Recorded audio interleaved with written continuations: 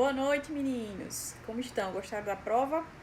Bom, hoje a aulinha vai ser voltada totalmente para a gente conversar sobre a prova, tirar algumas dúvidas sobre ela. Mas antes da gente começar, eu queria parabenizar toda a turma, tá? Eu acho que, não sei dizer se alguém ficou em recuperação abaixo de 7, mas a grande maioria tirou 7 ou mais. Se foi um ou outro aluninho que ficou ainda um pouco abaixo da média, não foi uma nota super baixa, mas acontece, às vezes a gente não tá numa semana boa, a gente às vezes vai responder uma prova, não tá no dia tão bom, aí pode ter algum tipo de erro na hora da leitura e interpretação da prova. Mas fiquem tranquilos, dá para recuperar essa nota tranquilamente na segunda unidade. E aos que passaram, parabéns, eu estou assim super orgulhosa de todos os meus alunos. Eles realmente se dedicaram bastante para fazer essa prova. Era uma prova que estava no nível médio, tinha perguntas consideráveis, a maioria das questões estavam abertas, então parabéns a todos vocês, tá? Não se preocupem muito com notas, a gente sabe que tem muito aluno que sabe muito, que tem muito conhecimento, e às vezes na hora da prova fica nervoso, fica desatento, e às vezes não pode fechar, vamos dizer assim, a prova. E teve algum outro aluno que disse: professora, eu tô tão triste. E você tirou quanto? Tirei 9. Aí eu: menino... Mas eu entendo, porque é um bom aluno, é um aluno que se dedicou muito, mas esperava fechar a prova e às vezes não acontece. Mas não fiquem tristes, tá? Essas coisas acontecem e tenha certeza que o mais importante é que você aprendeu, né? Não nota, não ligue tanto para a nota. E aí a gente vai... É importante que você assista toda essa aula, que a gente vai ver item por item, sanar dúvida por dúvida de vocês. Porque, por exemplo, se você estava em dúvida, chutou aquela questão e acertou, vamos dizer assim, no chute, essa é a hora de você entender realmente o que aquela questão quis dizer, vamos dizer assim, tá certo? Então fica ligado aí. Outra coisa, eu estou agora no WhatsApp, e aí se por acaso acontecer de ter alguma nota errada, de na hora de somar eu somei errado, ou de você achar que eu poderia reavaliar uma questão ou outra... Eita, tem um avião passando aqui. Se você acha que eu posso fazer isso, então fala comigo no WhatsApp que eu respondo para vocês, tá certo? Porque como são questões individuais de cada um de vocês, é melhor que eu trate pessoalmente com cada um de vocês, tá certo? Então vamos lá, vamos ver a provinha como é que tava. Bom, a primeira questão falava sobre o período pré-cristão. E aí ele pergunta: no período pré-cristão, acreditava que as doenças aí se transmitiam, letra A, era através do mau uso da natureza, letra B, vinham do pecado, letra C, eram causadas através da falta de higiene das cidades, e letra E, vinham de vírus, bactérias e fungos. Então vamos para cada um deles, né? Então, só começaram a acreditar que as doenças se transmitiam muito tempo depois na Grécia, né? Então aqui, se eu perguntasse no período da Grécia, elas se transmitiam, ok, aí eles já tinham essa percepção. Ou então, através do mau uso da natureza, também é uma atribuição da Grécia, né, de Hipócrates, que ele acabou com essa história, que antigamente muitas pessoas acreditavam que a doença ela vinha do pecado, ou seja, você pecou, né? Você fez alguma coisa errada e Deus está ali condenando, trazendo alguma doença para você. Então, essa seria a certa. No período pré-cristão, as pessoas acreditavam que vinha do pecado, né? Isso é até bíblico, minha gente.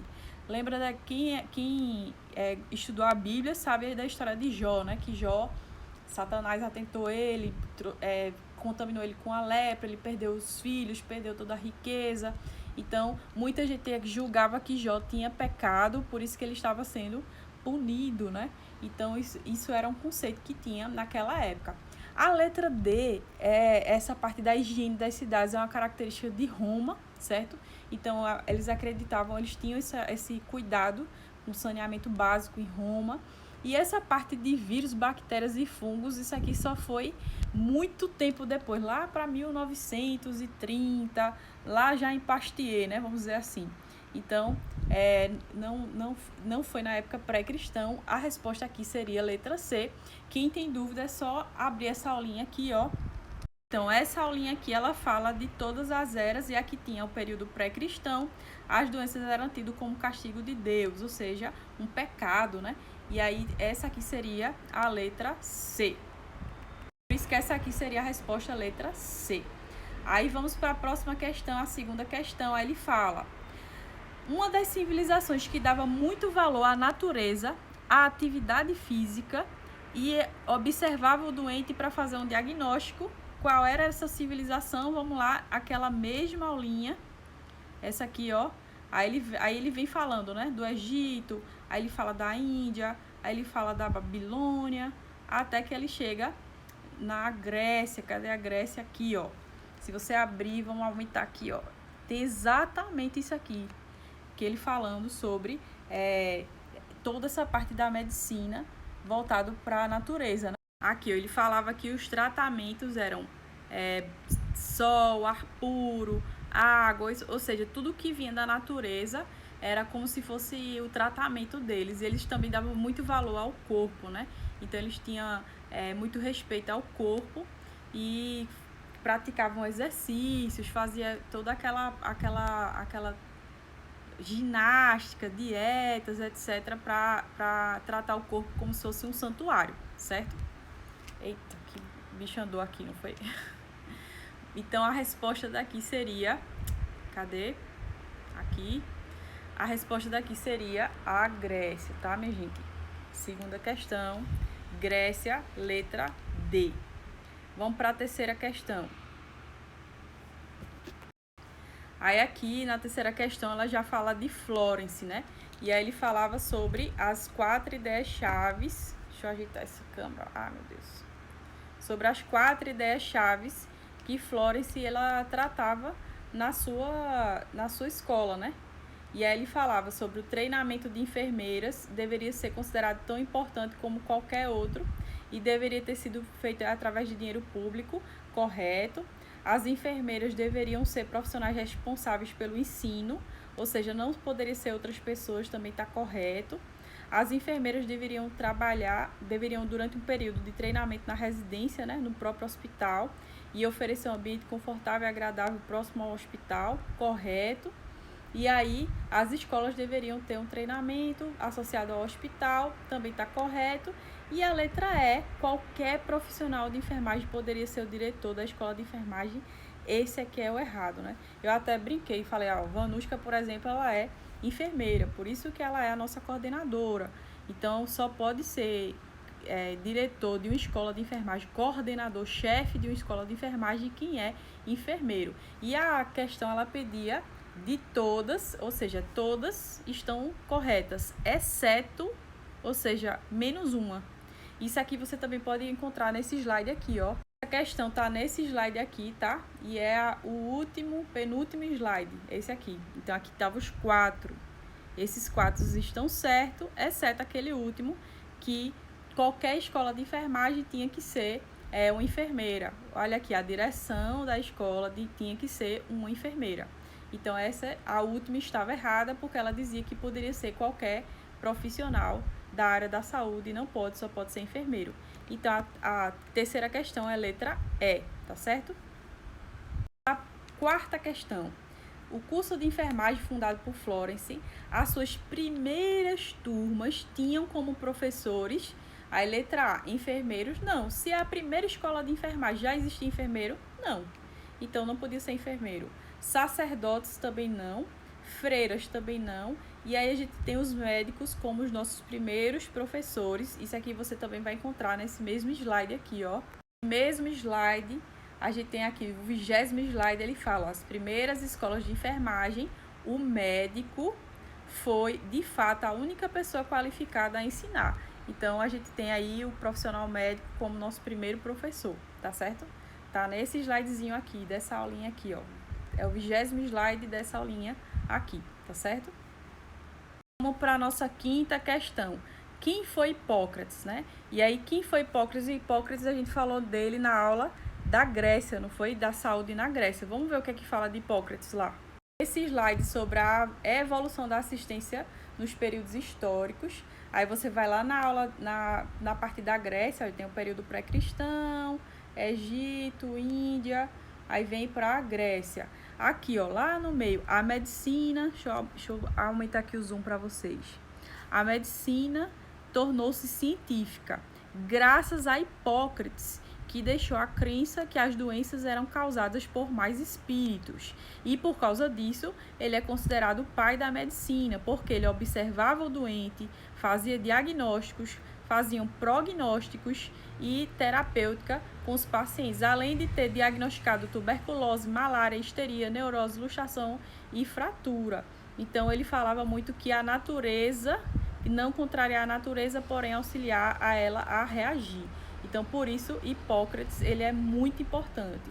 Aí teve gente que botou, ele é o pai da medicina. Gente, Hipócrates, ele só se tornou o pai da medicina porque ele defendeu que a doença não vinha do pecado, a doença vinha por alguma coisa que na época ele falava que era alguma coisa que você contrariou a natureza, né? E aí, a importância dele é essa, não é porque ele é o pai da medicina. O que é que tem a ver eu estar estudando o curso de enfermagem e eu saber quem é o pai da fisioterapia, quem é o pai da psicologia, quem é o pai da medicina? Então, quem botou que era o pai da medicina, eu considerei, dei meio ponto, tá? Mas o que eu queria que vocês falassem é que graças a ele, ficou por séculos, desde antes de Cristo, acreditando que a doença vinha do pecado, e Hipócrates, ele quebra esse conceito, ele convence as pessoas que a doença não foi porque você pecou, você pegou uma doença porque ela veio de alguma coisa da natureza que você fez errado, ou você comeu errado, você não se exercitou direito, e até hoje a gente acredita nisso, né? Que a gente adoece quando a gente não tem um estilo de vida muito saudável, e aí entra vírus, bactérias, fungos e vai fazer com que a gente adoeça, certo? Então, além disso, ele já era muito à frente do tempo dele, ele deu nome às doenças, ele observava como é que as doenças funcionavam, ele dava a alguns tipos de tratamentos que até hoje em dia a gente utiliza, né, ervas medicinais, dietas, massagens, e tudo isso ainda é utilizado até hoje em dia como alguns tratamentos. Então a importância de Hipócrates maior foi essa, tá certo? Não foi só porque ele é o pai da medicina, não. Então, Hipócrates, ele é tão reconhecido na saúde que ele se tornou o pai da medicina, mas ele foi muito mais do que isso, tá? Então, ainda considerei sim, mas o certo era... Tinha isso tudo aqui para vocês responderem, ó. Só era copiar isso aqui e colar lá na tarefinha de vocês, tá certo? Então, basicamente, essa seria a resposta correta. Vamos para a próxima. Aí aqui a gente fala como iniciou a assistência da saúde em Roma. Aí, nessa mesma aulinha, a gente tem aqui a Grécia, né? Deixa eu melhorar aqui a câmera para vocês. E depois, logo após a Grécia, a gente tem Roma. Aí teve muita gente que em Roma pegou só essas primeiras frases de Roma. Roma não teve muito privilégio, a saúde não teve muito privilégio, era exercida por escravos estrangeiros, só isso. Roma fez tanta coisa importante, minha gente. Por exemplo, os mortos, eles eram sepultados fora da cidade, no local chamado Via Ápia. Ixi, a imagem está tão ruim, deixa eu chegar mais perto. Aqui, ó. Aí, uma das coisas principais que Roma fez foi realmente sepultar os mortos fora da cidade. Ela também fez muita coisa em função da vigilância sanitária. Deixa eu mostrar aqui a você. Olha aqui, ó. Roma, ela limpava as ruas, ela tinha ventilação nas casas, ela tinha água pura e abundante. Ela fez a primeira rede de esgoto. Ah, meu Deus, como tá tremendo. Deixa eu parar o celular. Então, ela tinha a primeira rede de esgoto. Então, as principais feitos de Roma foi basicamente isso.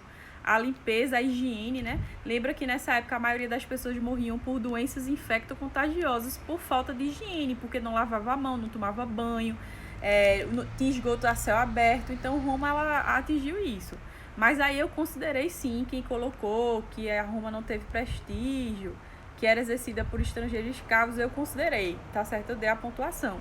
Mas a resposta certa seria dizer como era a saúde lá, né? Não é essa a pergunta? Então, a saúde lá era o quê? Era limpeza da rua, ventilação nas casas, era água pura, era rede de esgoto, eram os mortos que eram sepultados na Via Ápia. Então, essa seria a resposta mais correta. Mas quem escreveu qualquer coisa que tinha aqui, eu considerei correto, tá bom? Agora, teve umas pessoas que falaram assim, falando sobre a religião em si, e não sobre, por exemplo, os cristãos pregavam a caridade, não sei o que, aí eu não considerei, porque não tem nada a ver com a saúde. E note que a minha pergunta foi como era a assistência, como se iniciou a assistência à saúde em Roma. Então, eu perguntava da saúde e não como era Roma naquela época, tá certo?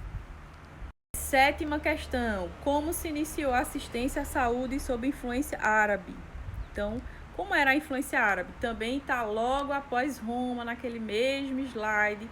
A gente tem aqui, ó, Roma, aí por um slide vem a unidade cristã, ainda é Roma, pronto, influência árabe. Então, como é que seria a influência árabe? Então, uma das coisas principais que eles usavam eram as plantas medicinais. E que os farmacêuticos, os fármacos eram os principais preparos para o tratamento. E entre eles estão as plantas medicinais, que é a cânfora, a sândalo, que até hoje são utilizados. A cânfora, o sândalo é muito utilizado. Esses outros nem tanto, mas esses dois primeiros principalmente. Então, qualquer coisa que vocês colocassem aqui relacionada a isso, eu também consideraria correta essa questão, tá certo? Aí tinha a pergunta, quais as qualidades que a enfermagem atual no espectro total precisa ter? Isso também está bem nítido lá no slide, vou mostrar aqui a vocês, espera aí. Essa resposta vai estar nesse slide aqui, ó, vou mostrar aqui a vocês qual é o slide. O 21º slide, ele fala, né? O enfermeiro no espectro total, ele é um enfermeiro que escuta os pacientes, que é crítico, que é reflexivo, que é pensante e que é pouco reconhecido. Então, seria essa a resposta para essa questão aqui, né? A 8ª questão. E aí, depois ele pergunta, quem foi Florence, né? E aí, Florence, ela foi uma grande referência, né? E tem falando muito delas nesse slidezinho aqui, vou mostrar a vocês. Aqui tem vários slides falando sobre Florence. E aí, uma das coisas principais que ele pontua é que era uma mulher rica, de uma inteligência super incomum, né? Naquela época, a mulher não estudava muito. E aí ela sabia inglês, francês, alemão, italiano, grego. E aí ela viajou por várias cidades a fim de aprender um pouco sobre a enfermagem. Então, você poderia colocar qualquer coisa aqui relacionada a esse slide aqui, da importância de Florence, né? Ainda falava que ela viajou por diversos países, né? Ela procura a França, Inglaterra, Turquia, Alemanha, Irlanda, para aprender sobre a enfermagem.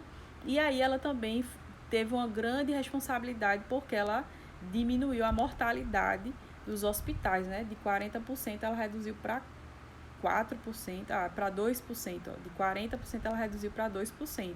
Então essa é a Florence, vocês poderiam ter colocado qualquer coisa em relação a isso, certo?